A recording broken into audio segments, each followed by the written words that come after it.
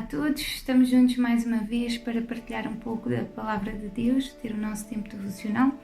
Por isso vou convidar-vos a abrir as vossas Bíblias em Mateus 27 e vou ler a partir do versículo 35. Então, depois de o crucificarem, repartiram as suas roupas, tirando sortes sobre elas, para que se cumprisse o que havia sido falado pelo profeta. Repartiram entre si as minhas roupas e sobre a minha túnica tiraram sortes. E sentados ali o vigiavam. Puseram-lhe acima da cabeça a sua acusação por escrito: Este é Jesus, o Rei dos Judeus. E 2 ladrões foram crucificados com ele, um à direita e outro à esquerda.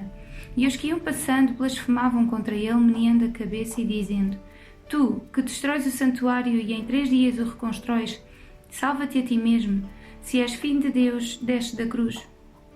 E os principais sacerdotes, com os escribas e os líderes religiosos, também zombavam.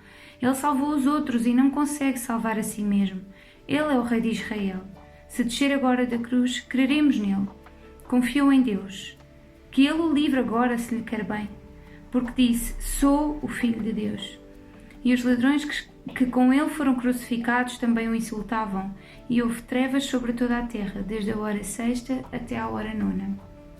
A razão pela qual eu decidi partilhar este trecho bíblico, na verdade, é o que ele representa para nós cristãos, nós que amamos Jesus. Representa efetivamente a nossa fé, representa o amor que nós queremos e sabemos que Deus nos tem. Jesus, de tudo aquilo que nós conhecemos dos relatos bíblicos, foi um homem literalmente impecável, foi um homem irrepreensível que nunca falhou com nada nem com ninguém, e no entanto, por aquilo que nós lemos, ele foi tratado como o maior criminoso, foi tratado como o lixo da sociedade, se assim pudermos dizer, se assim me permitem. Ele foi torturado, ele foi cuspido, ele foi esbofeteado, foi-lhe colocada uma coroa de espinhos. E o mais importante disto é que nós não nos esqueçamos que isto era destinado para cada um de nós.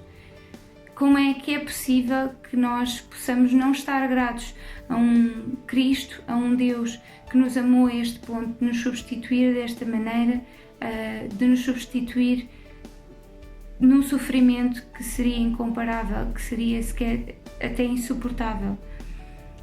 Quando leio esta passagem, vejo muito claramente o amor de Cristo, o amor de Deus por nós, quando Jesus é provocado diversas vezes, quando Jesus é tentado a exibir o seu poder, quando lhe dizem: se tu és efetivamente o Filho de Deus, se tu és realmente, desce da cruz, se desceres nós vamos crer.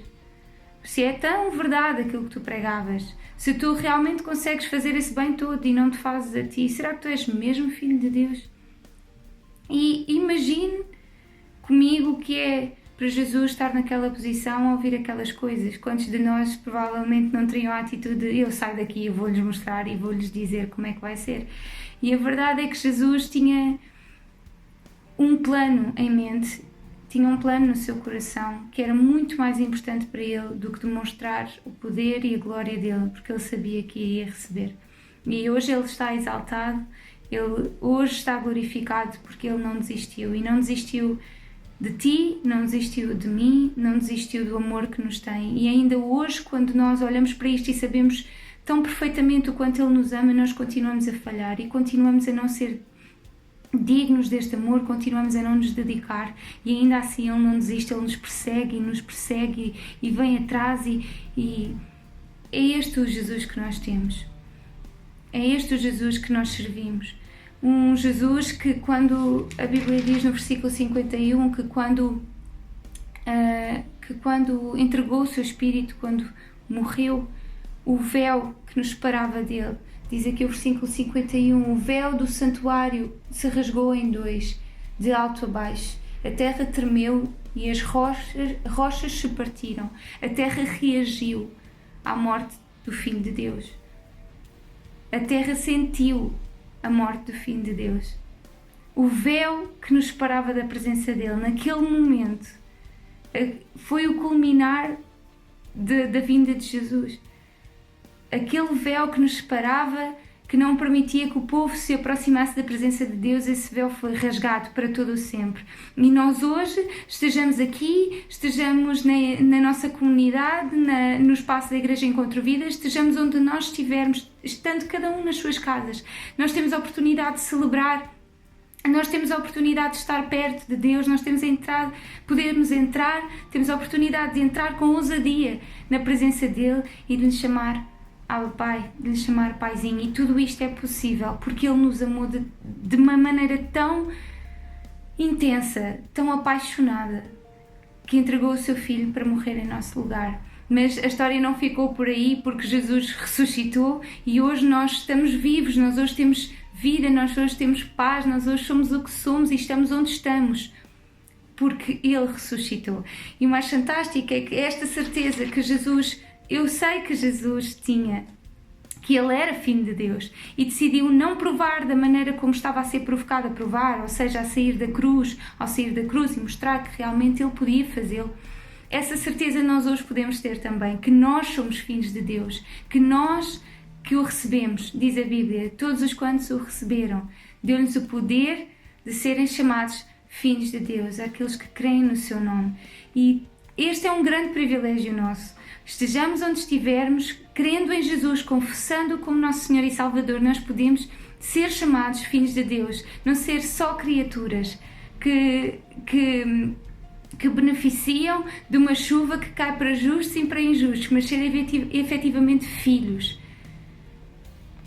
de um Deus que nos ama, filhos de um Deus que é justo, filhos de um Deus que é misericordioso e que mesmo quando nós não merecíamos nada, mesmo quando nós não éramos dignos, Ele nos alcançou e nos amou como nós estávamos, viu valor em nós. Então, se alguma coisa tu puderes reter, se por acaso não conheces este Jesus, que tenhas a oportunidade hoje de reconhecer, de pensar, de refletir. Será que tens vivido uma vida que dignifique o nosso Deus?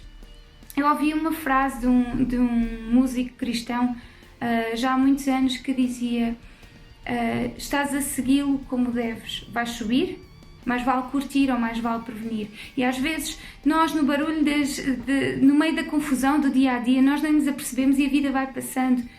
E será que mais vale deixar a vida passar, curtir, desfrutar? Ou mais vale realmente sacrificar alguma coisa, o nosso tempo, sacrificar a nossa vida a viver para um Deus que sacrificou a sua? E muito pouco nos pede Ele para aquilo que Ele passou por nós. Por isso é este o meu desafio. Se tu não conheces este Jesus, abre as portas do teu coração hoje, dá-lhe uma oportunidade, experimenta, prova esta laranja, só assim é que tu vais ver se é doce ou não. Prova Jesus e vais ver que vale a pena viver uma vida com Ele, vais-te querer juntar a nós, vai ser um privilégio ter-te na nossa família. Deus ricamente vos abençoe e que em breve possamos voltar a estar juntos, a celebrar juntos.